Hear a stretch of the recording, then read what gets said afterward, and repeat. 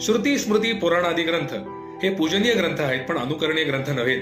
इतकंच काय, या ग्रंथांचा अधिकार हे काल काय झालं ते ठरवण्याचा, मात्र आज काय होणार हे ठरवण्याचा अधिकार फक्त आणि फक्त प्रत्यक्षनिष्ठ विज्ञानाचाच.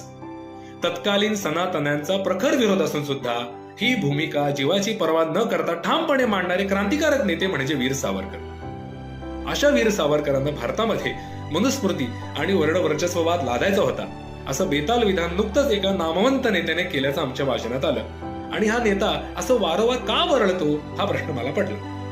पण नंतर माझ्या वाचनात नीती शतकातला एक श्लोक आला आणि मला उत्तर मिळालं. प्रसह्यमणी मुद्धरे मकर वक्त्र दंष्ट्राकुरात समुद्रमपि संतरे प्रचल दुर्मिमाला कुलम कदाचित कोपितम भुजंगमपि शिरसी पुष्पवत धारयेत न तू प्रतिनिविष्ट मूर्ख जनचित्त माराधये.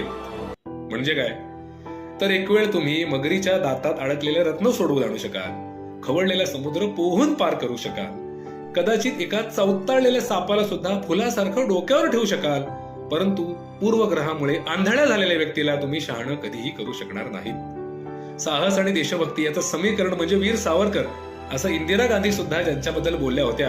मराठी आणि संस्कृत भाषेप्रती अपूर्व योगदान देणारे साहित्य शिरोमणी विज्ञाननिष्ठ क्रांतिकारक वीर सावरकर यांच्याबद्दल केल्या गेलेल्या या तथ्यहीन आणि बेताल विधानाचा आम्ही निषेध करतो.